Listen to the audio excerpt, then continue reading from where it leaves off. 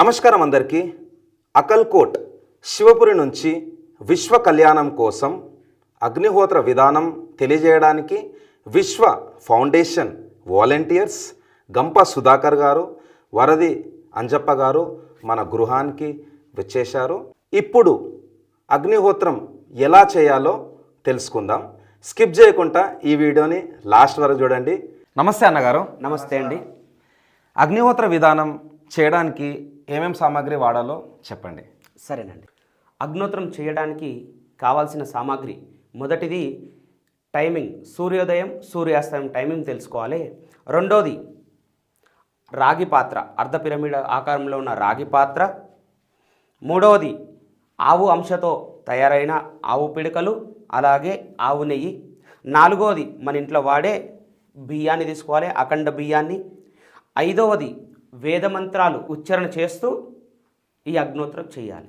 అనగా ఈరోజు మనం ఉన్న స్థానంలో సూర్యోదయం ఎప్పుడవుతుంది దానికి 5 నిమిషాల ముందు మనం ఈ సామాగ్రి అంతా సమకూర్చుకొని జ్వాలను వెలిగించాలి. జ్వాలను వెలిగించిన తర్వాత మన చిటికెడు బియ్యం ఇలా తీసుకొని 2 చుక్కల నేతిని తీసుకొని 2 భాగాలుగా మంచిగా కలిపి 2 భాగాలుగా చేయాలి. చేసిన తర్వాత సమయానికి అనగా సన్ రైజ్ టైంకి మనము మండే జ్వాలలో వేదమంత్రాన్ని ఉచ్చారణ చేస్తూ దీన్ని స్వాహా ఇవ్వాలన్నమాట. ఆ మంత్ర ఉచ్చారణ ఏందనేది ఒకసారి చెప్తాను. సూర్యోదయం టయానికి మొదటి భాగాన్ని వేదమంత్ర ఉచ్చారణ చేస్తూ అనగా మొదటి భాగాన్ని తీసుకొని సూర్యాయ స్వాహ సూర్యాయ ఇదం నమః.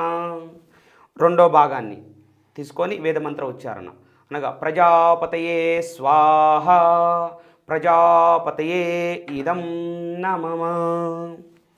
ఇలా సూర్యోదయం టైంకి మనం అగ్నిహోత్ర ఆచరణ ఈ విధంగా చేయాలి. అలాగే సన్సెట్ టైంకి అంటే సూర్యాస్తం టైం కూడా మనం ఉదయాన్నే ఎలా సమకూర్చామో అలాగే 5 నిమిషాల ముందు మనం జ్వాలను వెలిగించి అలాగే 2 భాగాలుగా ఉన్న ఏదైతే మనం చేసుకున్నామో దాన్ని 2 భాగాలు ఉన్న దాన్ని సాయంత్రం కాలంలో ఒక మంత్రం వేరుగా ఉంటుంది, దాన్ని కూడా మనం ఉచ్చరిస్తూ దీనిలో చేయాలన్నమాట. మొదటి భాగాన్ని తీసుకొని సాయంత్రం టైంలో అగ్నయే స్వాహ అగ్నయే ఇదం నమః. రెండో భాగం ప్రజాపతయే స్వాహ ప్రజాపతయే ఇదం నమః. ఇలా ప్రతిరోజు మార్నింగ్ ఈవినింగ్ చేయడం ద్వారా దీని నుంచి వెలువడే వాయువు ఏదైతే ఉందో మన ఆరోగ్యాన్ని అలాగే మనం నివసిస్తున్న వాతావరణాన్ని శుద్ధి చేయడం జరుగుతుందన్నమాట. దీని ప్రయోజనాల విషయానికి వస్తే గనక గృహంలో జరుగుతుందో ఆ గృహంలో ఆరోగ్యం ఉంటుంది, ఐశ్వర్యం ఉంటుంది, అభివృద్ధి కూడా ఉంటుంది.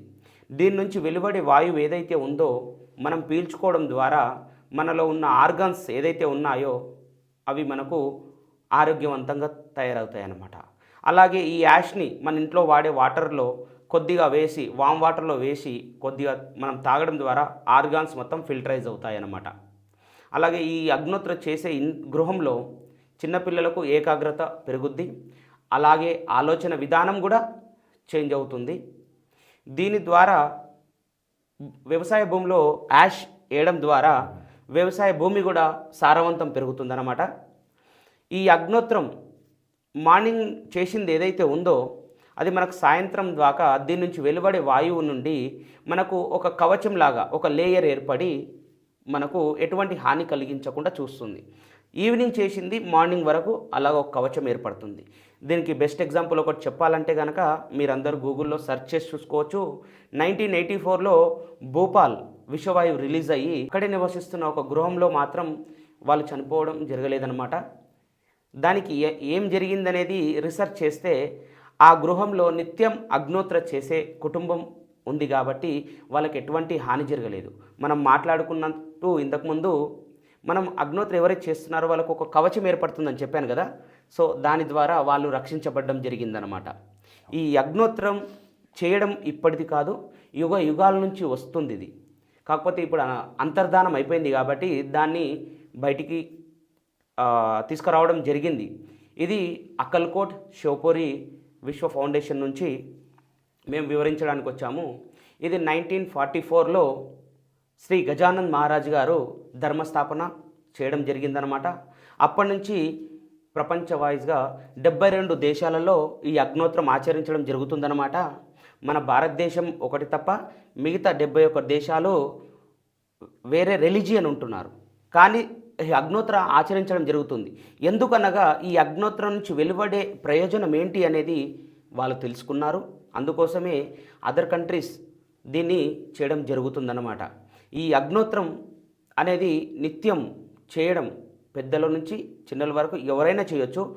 ఒక ఇంట్లో ఒక 4 వ్యక్తులు ఉంటుంటే ఒక వ్యక్తి చేసిన మిగిలిన వారికి దీని ప్రయోజనం అనేది చేకూరుతుంది. అలాగే దీనికి ఎటువంటి నియమాలు లేవు. వెజ్, నాన్ వెజ్, లిక్కర్ నియమాలు లేవు. దీన్ని ఎవరైనా చేయొచ్చు. ఒకవేళ నాన్ వెజ్ తిన్న వాళ్ళు ఉంటే కనుక మనం మార్నింగ్ ఎలాగో అంత మార్నింగ్ ఎవరు తినలేరు, ఆ టైం మనకు అగ్నోత్రం అయిపోతుంది. ఈవినింగ్ టైంకి ఒకవేళ తిన్నుంటే కూడా మనం స్నానం చేసుకొని అగ్నోత్రం ఆచరించవచ్చు. ఈ నియమాలు మందు దగ్గర కూడా ఎటువంటి నియమాలు లేవు, చేసుకోవచ్చు. ఓకే అన్నగారు, చాలా సింపుల్గా ఉంది అగ్నిహోత్రం విధానం కూడా. నమస్తే అండి. సో మీరు ఇంకా సొసైటీకి ఏం మెసేజ్ ఇద్దాం అనుకుంటున్నారు? సొసైటీ విషయానికి వస్తే ఈ ప్రస్తుతం ఉన్న సొసైటీ ఎలా ఉందంటే ప్రకృతిని వాడకం జరుగుతుంది, ఈ పంచభూతాలను వాడుతున్నారు. కాకపోతే దానికి కూడా తిరిగి ఇస్తేనే ప్రకృతి కూడా బాగుంటుంది. మనం ఒక ఎగ్జాంపుల్కి వెళ్తే ఒక 3 సంవత్సరాలు వెనక్కి వెళ్తే కనుక ప్రకృతి విజృంభణ జరిగి తాటికి మనం తట్టుకోలేకపోయాం. అనగా కరోనా, ఇంట్లో నుంచి బయటికి వస్తే మీ ప్రాణానికి హాని అని ప్రకృతి హెచ్చరిక జరిగింది. ఎందుకనగా మనం ప్రకృతి నుంచి తీసుకోవడం తప్ప ఇవ్వడం జరగట్లేదు. అందుకోసమే 3 సంవత్సరాల క్రితం ప్రకృతి కూడా హెచ్చరిక జరిగింది. ఈ అగ్నోత్ర చేయడం ద్వారా ప్రకృతిని కూడా మనం కాపాడుకోవడం జరుగుతుంది. ఎలా అంటే ఏదైనా ఇవ్వడం తీసుకోవడం ఉంటేనే అంత బాగుంటుంది. ఇప్పుడున్న సొసైటీ ఏంటంటే తీసుకోవడం ఒకటి, నేర్చుకోవడం జరిగింది. సొసైటీకి ఏమి ఇస్తున్నాం అనేది ఎవరు ఆలోచించట్లేరు. ఈ అగ్నోత్ర చేయడం ద్వారా మనం ఉంటున్న ఏరియా ఏదైతే ఉందో నలుగురికి ఉపయోగపడుతుంది ఇది. ఓకే అన్న, చాలా బాగుందన్న. నేను కూడా ఈ రోజు నుంచి ఈ అగ్నిహోత్ర విధానం డైలీ చేస్తాను. నా వల్ల ఎంతైతే అంత మా ఫ్రెండ్స్కి, రిలేటివ్స్కి అందరికీ స్ప్రెడ్ చేయడానికి నా ప్రయత్నం నేను చేస్తానన్న. సరేనండి, దీన్ని ఎవరైతే చూస్తున్నారో మీరు కూడా నలుగురికి ఈ అగ్నోత్రం గురించి వివరించి ఈ లోక కళ్యాణంలో మీ భాగస్వామ్యం కావాలని మా యొక్క మనవి. నమస్కారం. నమస్తే అండి. నమస్తే అన్న.